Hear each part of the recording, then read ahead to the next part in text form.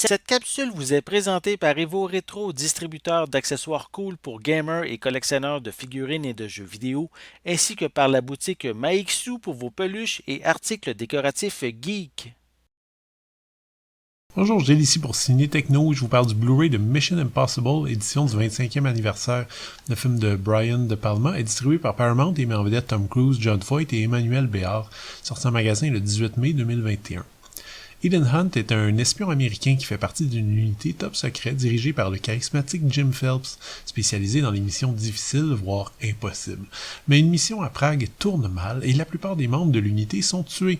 Soupçonné d'être une taupe, Ethan Hunt fuit ses propres superviseurs et tente de faire la lumière sur les événements qui ont décimé son groupe. C'est toujours un exercice intéressant que de remonter aux sources d'une franchise, regarder un film en ne tenant pas compte de ce que l'œuvre est devenue ensuite, dans la continuité des suites qui sont forcément un peu plus commerciales. Revoir le Star Wars de 1977, par exemple, en faisant abstraction des innombrables films et séries qui ont suivi, c'est par exemple se replonger dans un film d'aventure tout simple, dépaysant et au parti pris très risqué.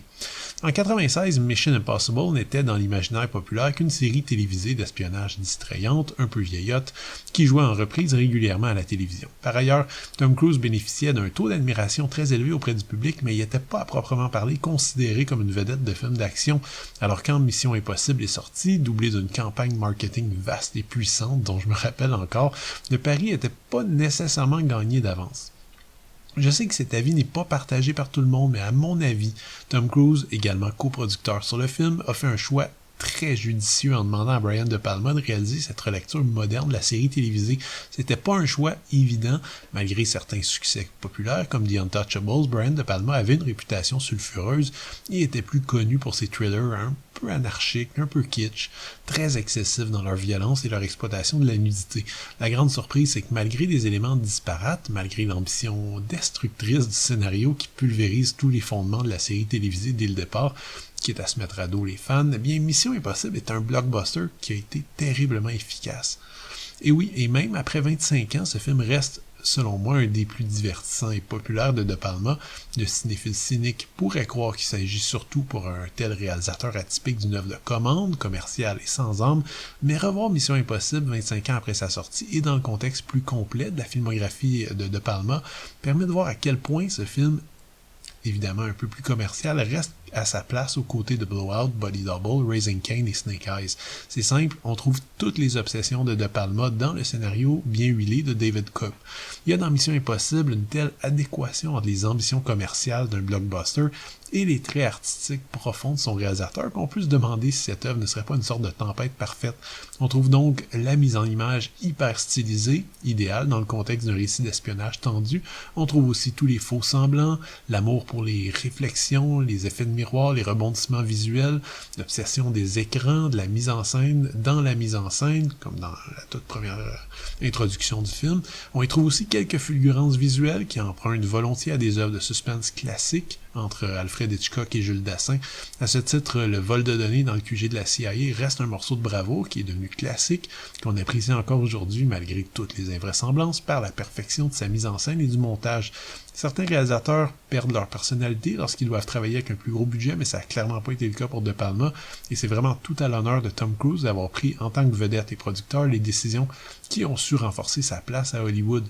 25 ans plus tard, Mission Impossible demeure un film un peu plus lent que ses suites, avec seulement 2 vraies scènes d'action sur tout le long métrage, mais le récit reste passionnant et la destruction en règle des conventions de la série télévisée s'apprécie davantage, à mon avis, comme une audace aujourd'hui que comme une insulte. Ce nouveau Blu-ray propose comme nouveauté une nouvelle image optimisée et une nouvelle piste sonore. Donc c'est peut-être bien peu de choses, mais pour ceux qui n'ont toujours pas les capacités de lecture d'un 4K UHD, attendez de voir la différence avec le Blu-ray précédent. Je pense que vous allez être content. L'image se redécouvre comme si on regardait un tout nouveau film. Les couleurs sont vraiment belles, le grain demeure, mais la précision est renversante. Évidemment, vous pouvez conserver votre 4K si vous l'avez, mais pour ceux qui restent avec un lecteur Blu-ray simple, vous serez vraiment aux anges.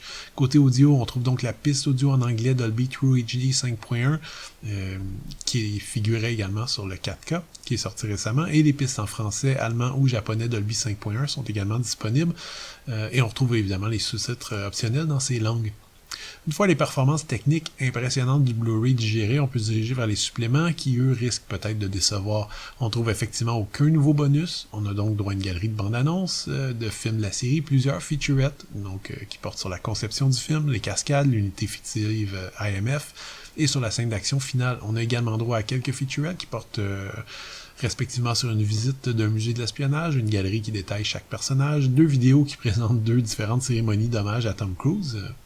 Finalement, on trouve une galerie de photos. Et le film vient avec une copie numérique, et si vous regardez dans la boîte, vous trouverez un collant pour votre auto à l'effigie de l'IMF, parce que rien ne fait plus espion que d'annoncer à tout le monde que vous êtes un espion. Mais bon. Mission Impossible a, selon moi, vieilli comme un bon vin. Certains éléments plus controversés, notamment un certain sexisme, des invraisemblances parfois grosses comme le bras, et un style très voyant, prennent finalement tout leur sens dans le contexte de la filmographie du réalisateur Brian De Palma. Par ailleurs, j'ai été agréablement surpris de me rendre compte qu'il y a beaucoup d'éléments de ce film qui ont vraiment permis à la franchise de retrouver son chemin après les errances et les hésitations du 2 et du 3, puisqu'il est clair que Brad Bird et Christopher McQuarrie ont dû étudier le travail de Palma avant de mettre en scène les Missions Impossibles 4, 5 et 6. Ce nouveau Blu-ray n'offre rien de neuf en termes de bonus, mais si vous cherchez le Blu-ray le plus techniquement au point et que vous n'avez toujours pas acheté de lecteur 4K, mais c'est vraiment ce disque que vous devrez choisir. C'était Gilles. Merci.